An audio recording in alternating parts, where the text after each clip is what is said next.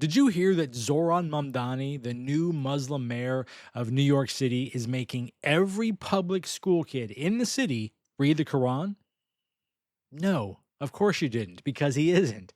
Mamdani has done nothing of the sort. But a Republican congressman said during the campaign that Mamdani would install a caliphate in New York City.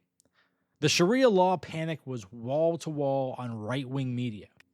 Now, meanwhile, I want you to consider the irony here for a moment. It is Texas that just voted to mandate religious scripture in every public school classroom in the state.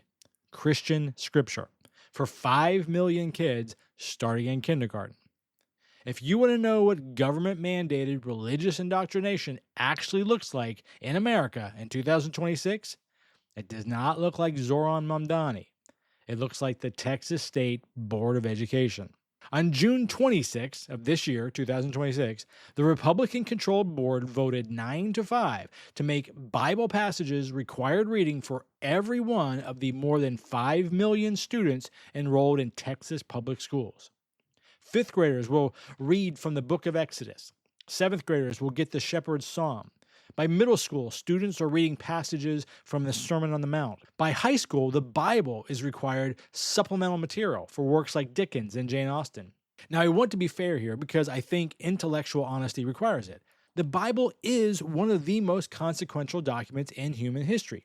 You cannot fully understand Western literature, Western law, or the arc of Western politics without some familiarity with it. This is not a religious statement. That is a historical one, and I will gladly concede that point. But here is where the argument for this curriculum falls apart completely.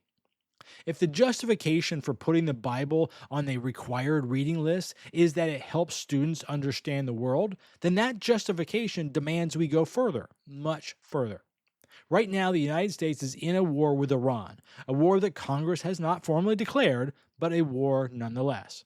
You cannot explain that conflict without understanding Islam, what the Quran means to the people of that region, how it shapes their governance, their laws, their relationships to authority.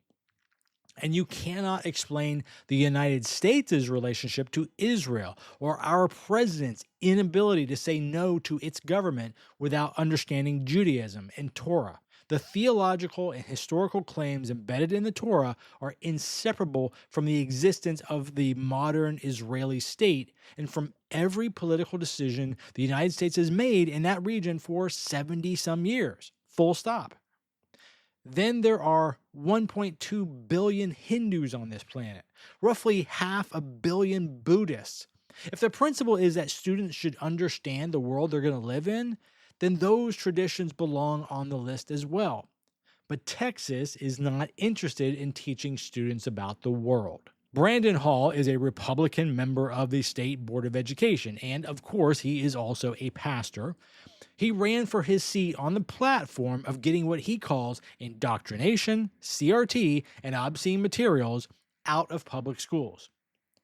At a press conference the day before the vote, he called this curriculum a generational opportunity, and then he said the quiet part out loud. I'm going to quote this. "We're going to stop watering down American history. We're going to teach the truth. Our nation was founded as a Christian nation, and Texas is a Christian state." Wow. Okay. So a sitting member of the State Board of Education just told you exactly what this is. Christian nationalism dressed up as curriculum reform. And when a member of the State Board of Education says that his state is a Christian state, and then votes to require every child in that state's public school to read Christian scripture, the First Amendment does not shrug and look the other way.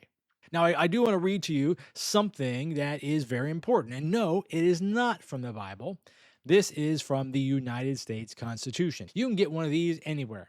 Go to Amazon, go to your local library. Hell, the ACLU will mail you one for free. You do not need to be a lawyer or a legal scholar to read this. The people who wrote it intended for every citizen to be able to understand it. Amendment 1. Congress shall make no law respecting an establishment of religion or prohibiting the free exercise thereof. That's it. That's the whole thing. 16 words. The government cannot establish a religion, and it cannot interfere with your right to practice whatever religion you choose or no religion at all. Brandon Hall went to school for theology. He knows exactly what those words mean. He just doesn't care, and he's assuming you don't care either. The Establishment Clause has been tested many times. In 1962, Engel versus Vitale, the Supreme Court ruled that state-sponsored prayer in public schools was unconstitutional. Even when it was non-denominational and participation was technically voluntary, the government, the court said, simply does not get to sponsor religious activity. In 1963, Abington School District versus Shemp extended that ruling specifically to Bible reading in schools. Mandatory Bible readings in public schools, unconstitutional. That case is 63 years old.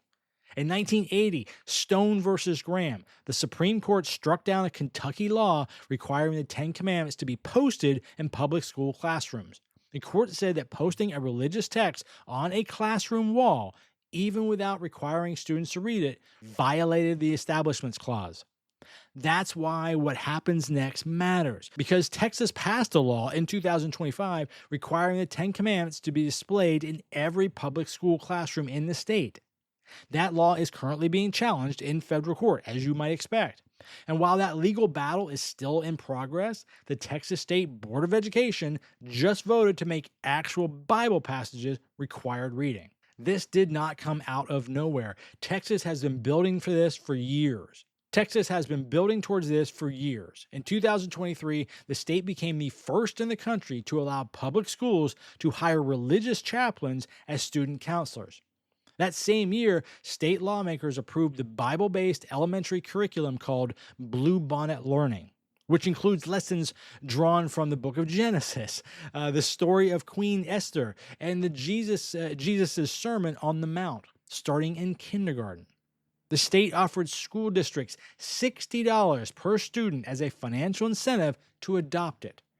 More than 300 districts signed up.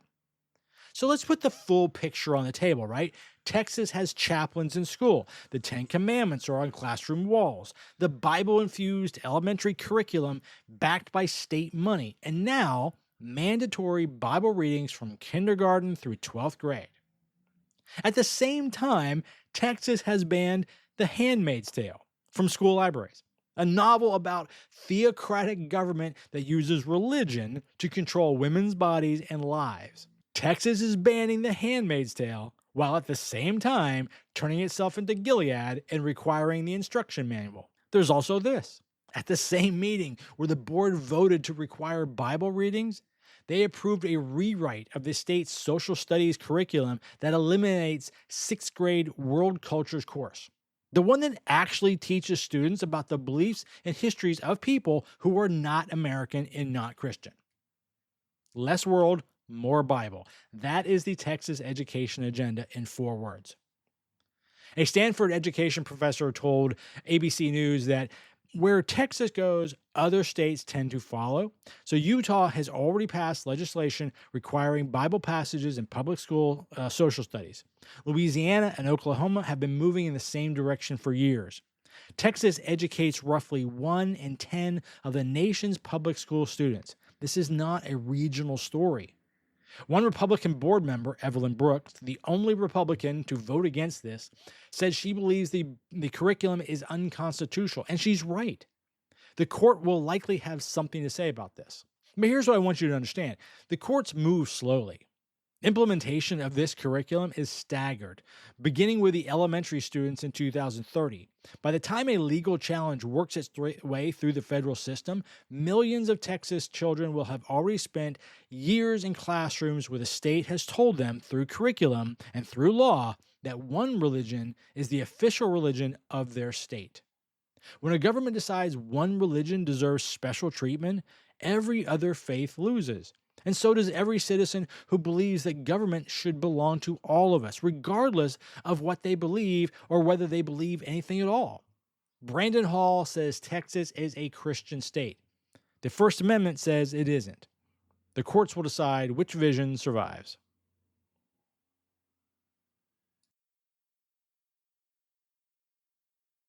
Thanks for tuning in. I really hope you enjoyed that. If you have a question for me or any of our guests, make sure you drop a comment. We'd love to hear from you. Hey, and do me a favor, like and subscribe. That really helps us out, and it helps us bring you more conversations from beyond belief. And in the meantime, take care, and remember, reason and compassion go a very long way.